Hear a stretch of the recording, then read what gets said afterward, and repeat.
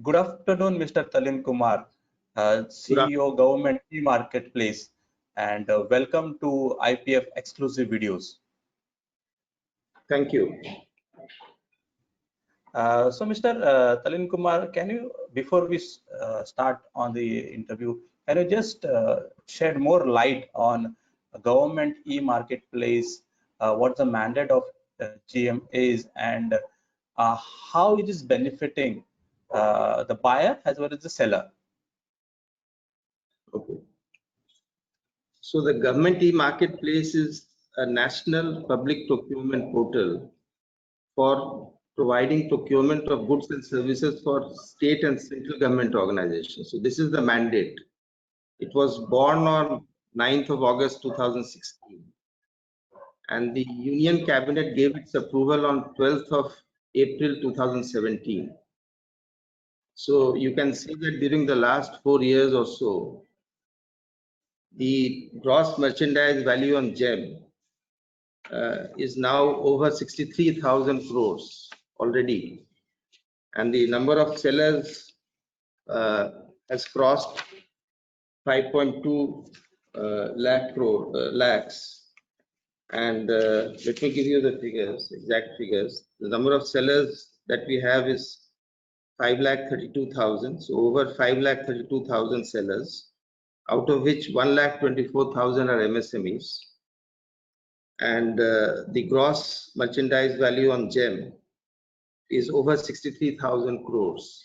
And the World Bank has estimated through an analysis of our tenders, 1.63 lakh tenders on GeM, that the average savings compared to the median price in GeM is about 9.75%. So if you apply that percentage to the gross merchandise value on GeM, so during the last 4 years, for all state government organizations and central government organizations, we would have saved around $1 billion US. That's a huge amount. So that's a very significant amount. It is only the beginning. You see, the potential for GeM is about 5 to 7 lakh crore per annum of goods and services, which is about 5% of the country's GDP. And this is not a static figure. This is a changing figure, but I'm just giving you a ballpark estimate of 5 to 7 lakh crore per annum of goods and services. As you know, procurement is done in 3 verticals: goods, services, and works. Works is not currently the mandate of GeM. So I'm talking only about procurement of goods and services on GeM.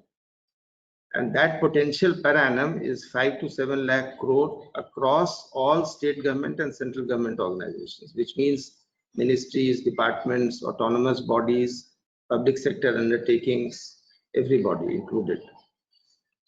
So GeM should strive to get as close to the target as possible, so that the requirements of diverse buyers like CPSEs, railways, defense, state government organizations, all can be met.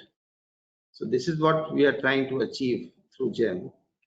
And GeM is not merely a national public procurement portal that may not do justice to GeM. GeM is much more than that, is what I have seen.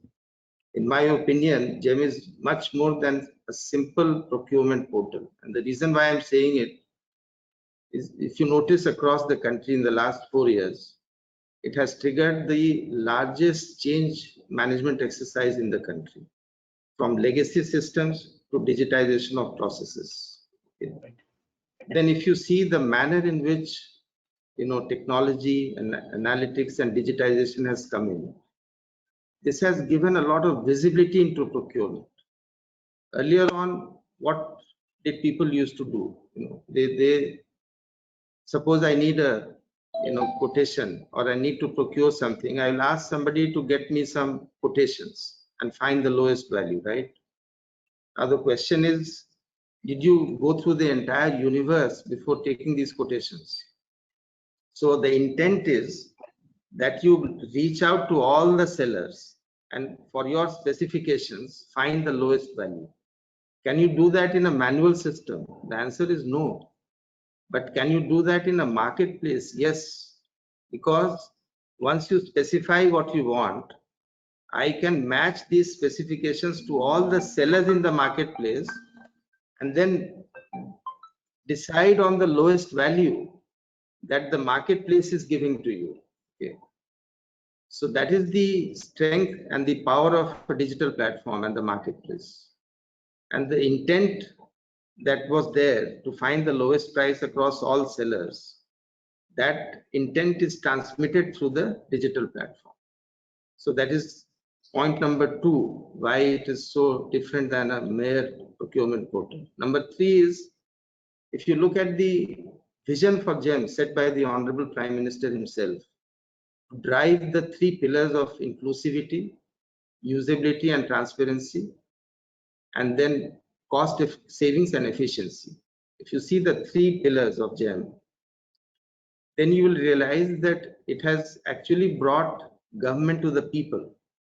You know, this is what people want to see in a government. Is it inclusive? Is it transparent?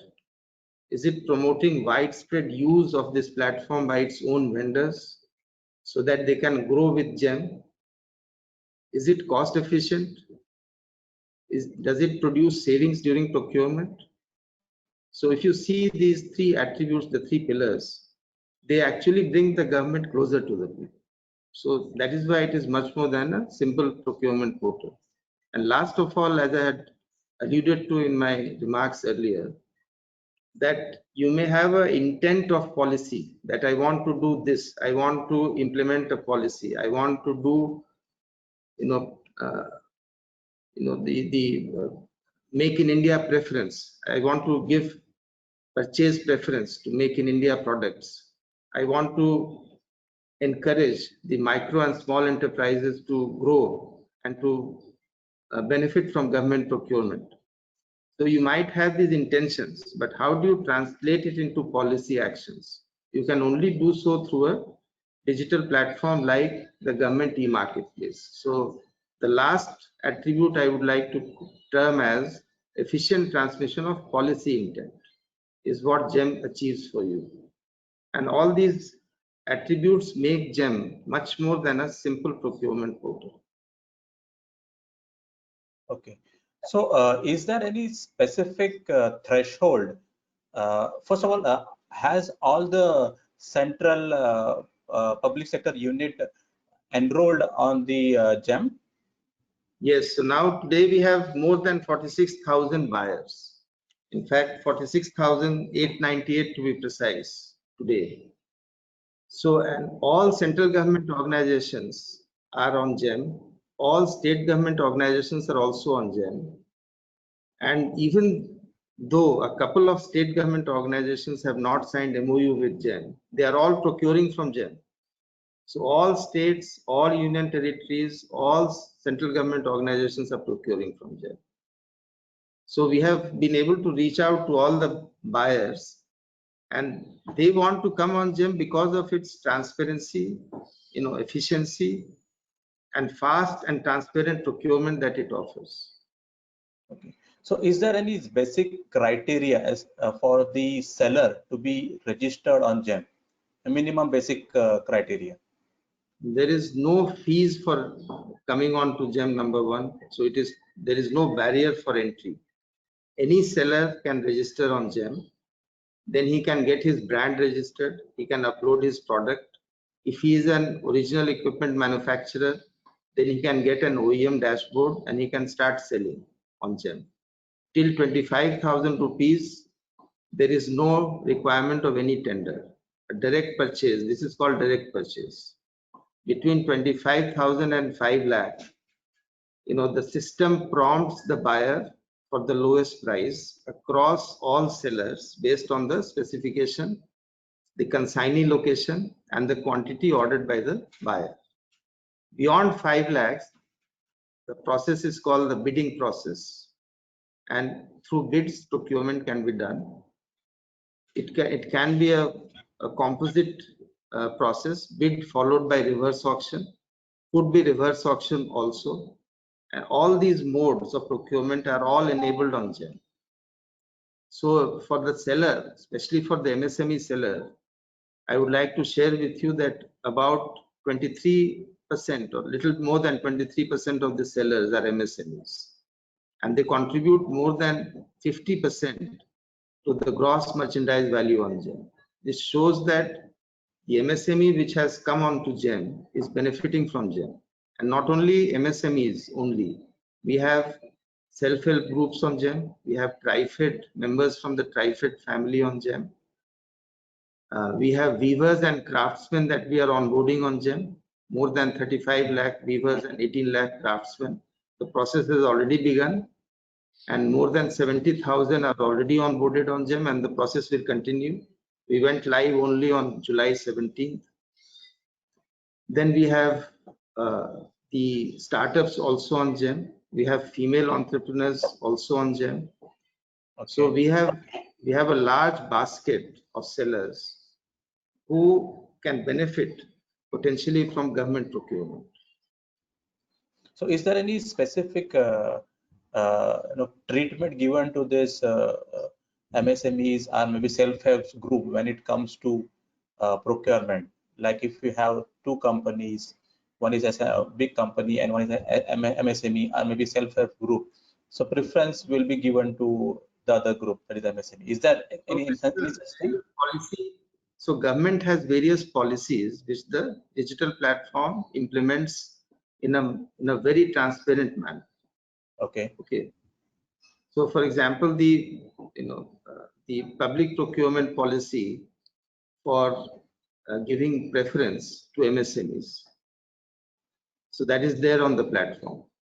Similarly, the public procurement policy for purchase preference to make in India products, that is also enabled on the platform.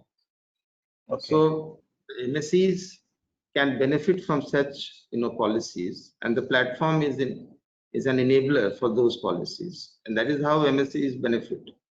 So whatever is the benefit that can be derived from a policy can be derived from GeM. Okay. So coming to GeM 4.0, so has it already been rolled out, and what's the significance of this for you? So GeM 4.0 marks a very important milestone in the journey for GeM. See, if you see the budget speech of the Honorable Finance Minister for the financial year 2021, you will see notice in para 48 that it says that GeM is now moving towards a unified procurement system.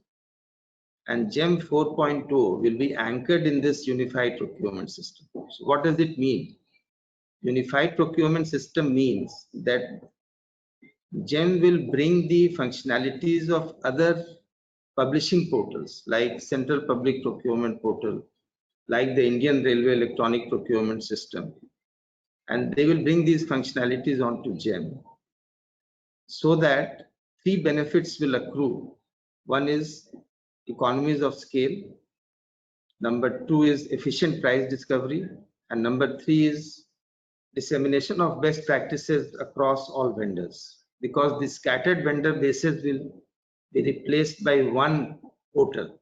So all the vendors will be on one portal, and these three benefits will accrue to them. So how does it work is basically a buyer comes on GeM first, and then he expresses his intention of procuring from GeM by searching for products and services. If they are on GeM, then the buyer procures from GeM. If they are not on GeM, he can go for a custom bid on GeM itself.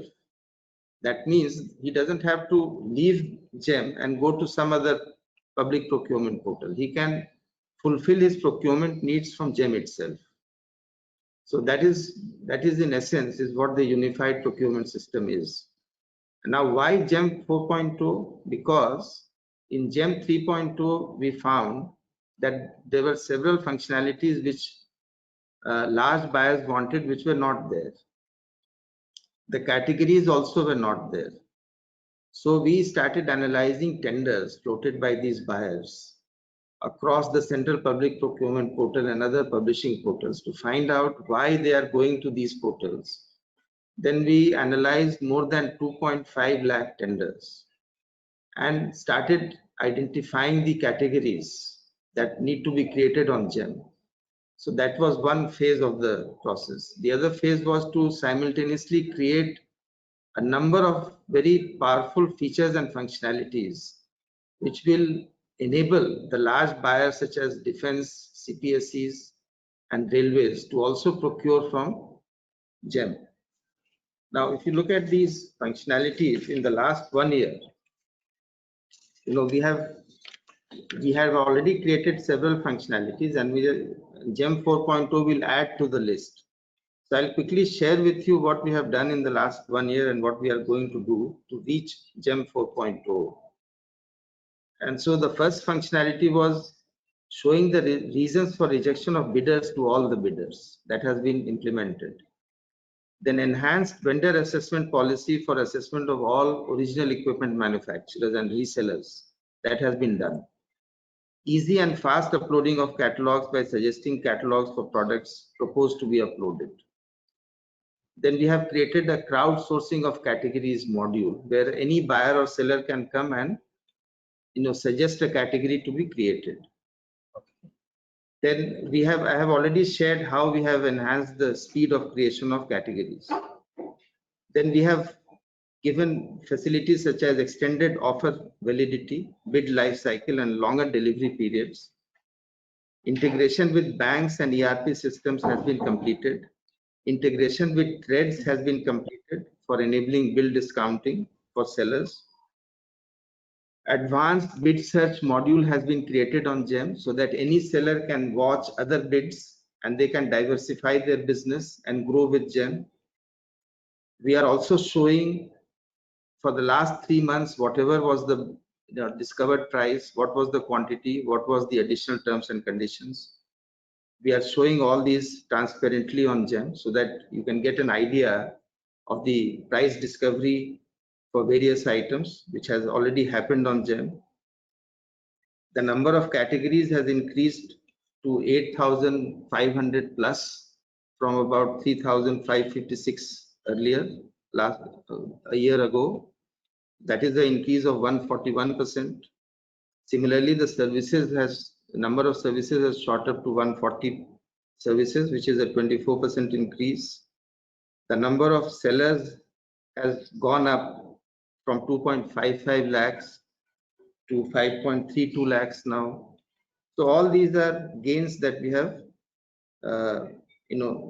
achieved in the last 1 year. The cumulative gross merchandise value has increased from 32,942 crore to more than 63,694 crore. So now this is what we have already done, and let us say it was done by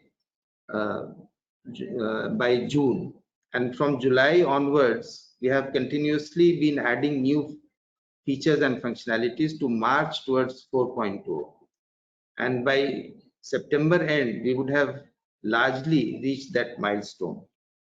And in that journey, we have the additions that we have made is, number one, a buyer can on the fly add any specification to a category. Now these are all very powerful features. So a buyer comes along, notices that in this set of category, the specifications that are there, something is there that I want which is not there. He can add a specification on the fly during bidding. This is one. Second is he can add a set of drawings, upload a set of drawings in a category which forms part of his specifications. Because you see, these drawings are output by complex software processes. And it is not possible then to look at the drawing and enter the specifications in the category during bidding. So we have said, okay, now the whole drawing can be attached to the category and uploaded against the category for specifications. The third is, this drawing may not be uploaded only against a particular category, but it can be uploaded across multiple categories. So this is another feature. Okay.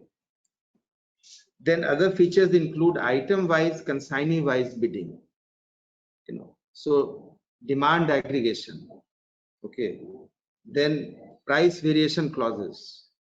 Then installation, testing, commissioning, along with AMC and CMC, annual maintenance contract and comprehensive maintenance contract, bundled with product procurement, staggered delivery, timely payments to sellers, facility of publishing bids for goods and services on GeM in case of non-availability of categories, what we call custom bids, and one-time caution money deposit for sellers for purchase up to 5 lakhs, because above 5 lakhs you have some kind of a protection. So these are some of the examples that I'm saying we have added. Then we have more than 50 functionalities that we are working on for railways, more than 76 functionalities for CPSEs, more than 21 functionalities for defense. A large part of them will be over by September 30th. And maybe some of them which have come recently, some requirements, we may go even to October or beyond. So that will give, help us to achieve a big milestone in GeM's journey, and we are calling it GeM 4.0. And we have, I did not mention to you the technology roadmap, which is very important for us. And the technology roadmap that we have created for us for GeM consists of advanced analytics and business intelligence. It consists of natural language processing, to have more efficient and effective search. Then we are doing a POC for or based on Hyperledger for 2 districts in UP for procurement of medicines, where authenticity and traceability are very important. Then, as I said earlier, we have created a crowdsourcing module for categories so that anyone can suggest a category. We have created a seller invitation module so that any buyer can invite a seller on GeM. And recently the government has come up with guidelines so that apart from railways, any procurement which is above 25 lakhs, which is done outside GeM, the seller, it will be mandatory for the seller to provide a GeM seller ID. So he cannot transact without a GeM seller ID. So this is the technology roadmap for GeM 4.0.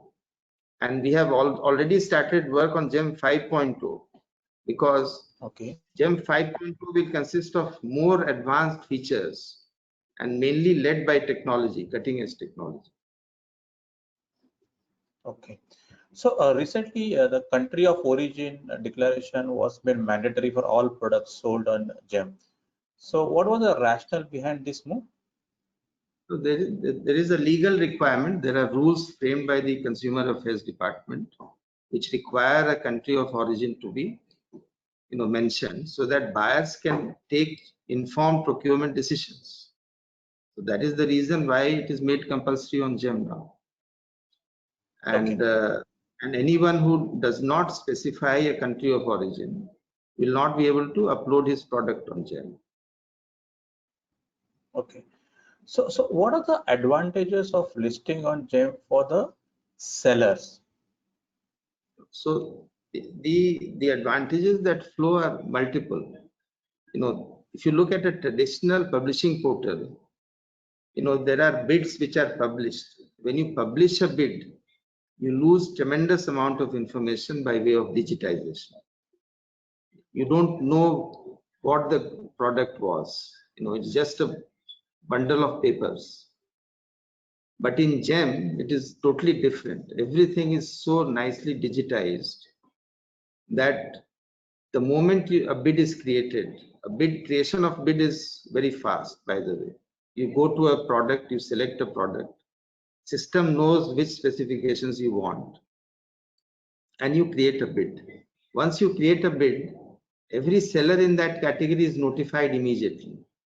See, this is the power of a platform, because the sellers know that I fulfill this set of conditions, because that is how the product is uploaded. That is how the platform also knows that these sellers fulfill the criteria. And so the notification goes to them. The seller's identity is not known to the buyer, at the time of bidding, unless the bid is finalized. And now we are in the process of even making it more transparent by allowing sellers to represent to the buyers, between the time of publishing of bid and the opening of, bids for technical evaluation. And after technical evaluation, we will give a 48-hour challenge window to the sellers if they have been rejected. So this is done to prevent unjust and unfair rejection of sellers in the name of technical, qualification. So this will make the whole system transparent. But even while sellers are representing to buyers and buyers are seeking clarification from sellers, the identity of these buyers and sellers will not be disclosed. And let us say seller 1 says something to the buyer, that will be shown to all other sellers. So the whole thing is a transparent process. So the advantages of digitization are tremendous. That the seller can see bids immediately. The buyer knows the past transaction history in the last 6 months. What was the price? What was the lowest price? What was the highest price? What was the average price? Everything is digitized on GeM. Categories lead to standardization of products, and that is how sellers will come and they try to fine-tune their manufacturing processes to suit the categories and the standards. And that is how the manufacturing will get enabled. So every procurement system, national procurement system, always provides benefit to local manufacturing and investment. That is how GeM is also doing it. Okay. Delay in payments has been a key issue with the MSME suppliers. How GeM helps in ensuring timely payment to the supplier by the buyer? So the government has taken a number of steps in that direction. First of all, there are two kinds of entities. One is the PFMS entity and the non-PFMS entity, like a CPSE. For PFMS entities, the funds are blocked, only then can the order be given. And after 10 days of CRAC, payment has to be made. If you don't make the payment, then the interest will be levied at the rate of 1% per month. This order has been passed on the 3rd of July 2020. So first of all, if the seller delivers and the provisional receipt certificate is not generated by the buyer in 4 days, then GeM will intervene and generate that PRC. And let us say after 10 days of delivery, if CRAC is not generated, which is the consignee receipt and acceptance certificate, is not generated by the buyer, then GeM will intervene and generate that certificate. And 10 days after CRAC, if payment is not made on time, then the interest will be levied on the buyer. So these are very powerful and historical steps taken by this government to ensure timely payment to sellers. And this will create a strong ecosystem of good sellers and buyers, and that will actually lower the average cost of procurement. Because if you don't make timely payments to sellers, they will factor in this uncertainty in their price. And even a buyer who wants to pay on time will also be quoted higher prices for no fault of his. So it is essential for the government to pay the sellers on time for having a vibrant ecosystem of buyers and sellers. Okay, good. So what are the other things that GeM is doing to encourage sourcing from MSMEs? Are you also running kind of a training or some kind of a initiative for the MSMEs to know about GeM? So large numbers of webinars, I don't have the figure, thousands of MSMEs have already been trained in the last few months, even during COVID-19. So we continue to hold these seminars, webinars for them, and we try to find out, their issues and concerns, and try to address them on GeM. So this is one thing we do. So this is a periodic outreach between December and February, December 2019 and February 2020, we had organized what is known as GeM Samvad throughout the country. That was another outreach program. So one way that we do is outreach program towards MSMEs. Okay, telling them what benefits they can derive from GeM. For example, timely payments, no entry barriers, implementation of MSC policies on GeM, etc. So this is one way of doing. Second way is to actually create functionalities such as startup runway on GeM.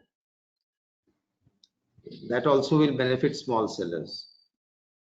And also onboarding, SHGs, weavers, craftsmen, TriFed members onto GeM. So the other part is creating functionalities on GeM and onboarding large numbers of small sellers on GeM. So we have a arrangement. We will have an arrangement. We will integrate with MSME ministry to ensure that whichever MSME who is getting enrolled in the MSME database, and let's say he wants to come on GeM, he can do so in a seamless manner without any human interference.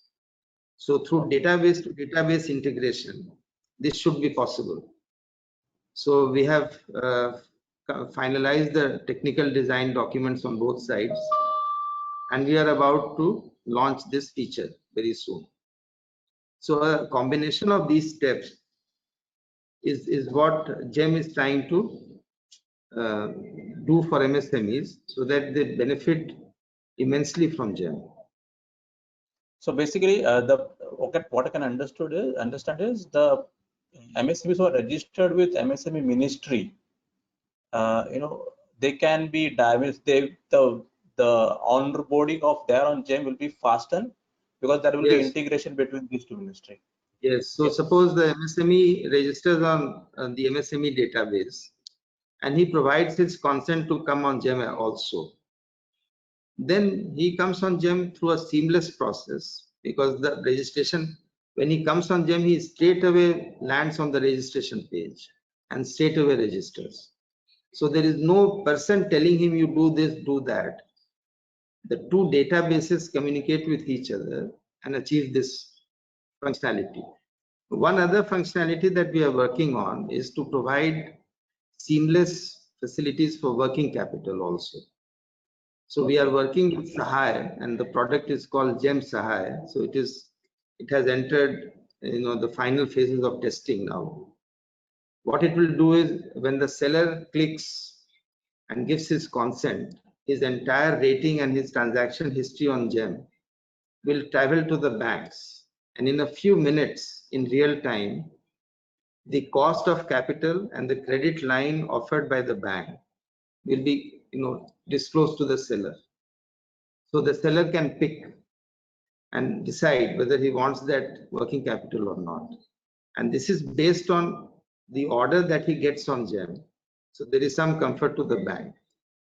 And another stage is after the order, receipt of order, and the second stage is, let's say, after the generation of the consignee receipt and acceptance certificate, which gives even more comfort to the banks, and the cost of capital will be even lower, because the bank knows that for sure this fellow is going to get the payment because his consignment has already been accepted.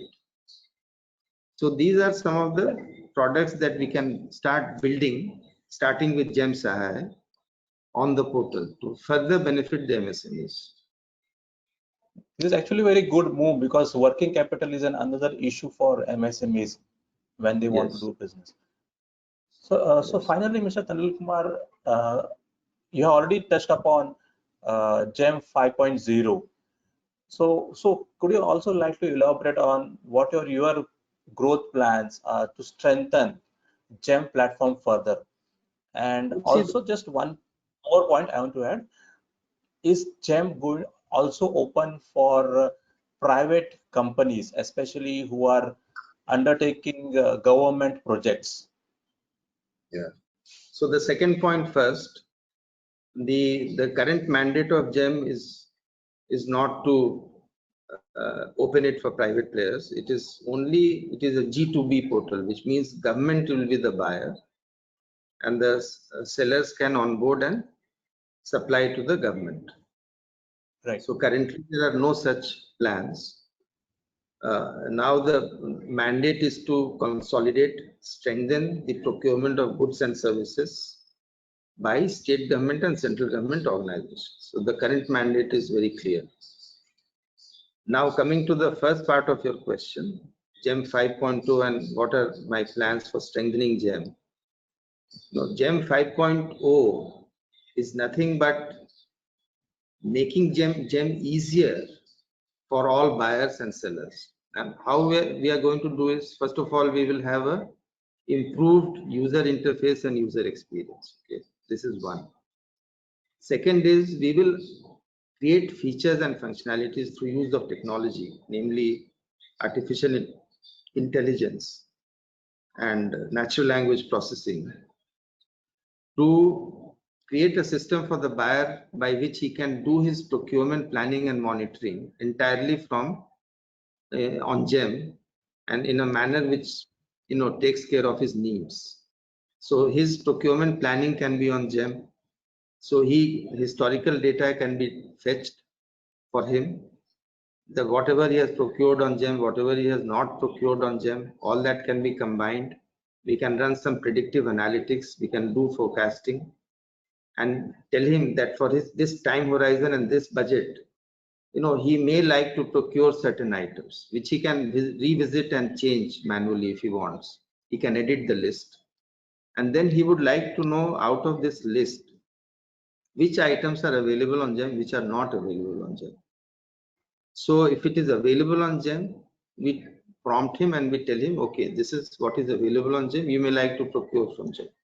Now, all this will be done through technology because you have a product, you have some name for a product. Now he has to find in GeM across thousands of categories. So this is done through technology. And then after he procures something from GeM, maybe he procures something outside GeM. Every ministry will procure something outside GeM. So can I combine all of that and run some analytics and some through artificial intelligence to see what we can recommend to various buyers if they have to cut down on their costs of procurement, for example. So that kind of analytics and that kind of procurement planning and monitoring we hope to achieve and attain in GeM 5.0. We also want to attain another feature of bringing GeM very close to the buyers. For example, many buyers have ERP systems. So can we integrate with their ERP systems in such a way that while they are in their ERP systems, they can actually place an order on GeM through their ERP. The evaluation can happen on the ERP, but the placement of orders and subsequent payment can be done through GeM seamlessly while they are in their ERP systems. So like, for example, we are doing with railways, for all their stock items and even non-stock items, we are integrating the IMMS stroke IREPS. IMMS is the Integrated Material Management System, and the Indian Railway Electronic Procurement System, which is also a ERP for railways.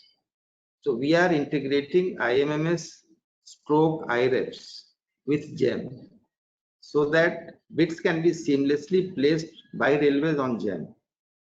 And that will create a situation by which procurement by railways can be fast and seamless through GeM.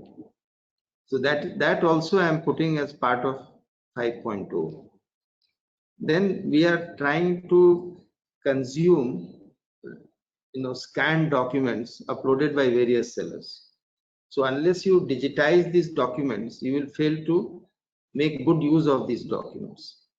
So we are trying to come up with features or trying to install features which can extract text from embedded images and use it for various decision-making processes in GeM. Then we want to, as part of 5.0, we want to give liberty to the buyers to run their own analytics on their own procurement. Okay. Apart from some standardized reports that we can offer, he can run his own analytics on cloud. Can we give that feature to the buyers? All of it is being explored and planned now as part of 5.0. Then you see in the marketplace, there are various kinds of malpractices and anomalies, and many people may try to game the system. So how do you detect anomalous behavior on a platform? It could be any kind of anomaly. It could be a price anomaly. It could be a catalog anomaly. It could be something, let's say a catalog is uploaded for a non-existent product, or something, or the combination of price and specifications is more like an outlier rather than a regular mainstream product, or it is not ordinarily, achieved, but looks like an outlier. So can you flag that outlier and ask for more details from the seller? These kinds of features will form part of 5.0. And so this is what we are trying to aim at. And making the platform more usable, more transparent, more cost efficient, and improve the buyers and sellers journeys. And try to even give a powerful virtual assistant to them so that they can actually go to the assistant and close their transactions from that assistant. So it will be a transaction-based virtual assistant, not only mere chatbot. So it will be much more than a chatbot. It will be a virtual assistant which allows transactions to be closed from within that virtual assistant. So all these combinations. Then we want to revamp the help desk so that any buyer or seller who has a question or a query or a complaint is able to find solutions to his grievances very fast. So all this whole thing, that planning, the entire planning that we are talking about, will lead us to 5.0. And finally, the idea is that can we take it to an international level and benchmark our processes so that this platform becomes a truly global platform. Okay. Thank you, Mr. Talleen Kumar, for sharing your thoughts on and giving an insightful information about GeM and also future plans of for government e-marketplace. On behalf of IPF, we wish you all the best and hope to see you soon in for one more interview. And also we would like to extend our support from IPF in terms of enlightening our audience about GeM. If you are doing any webinar, we can look at a speaker from GeM to give some information about GeM and how it can be helpful for MSMEs.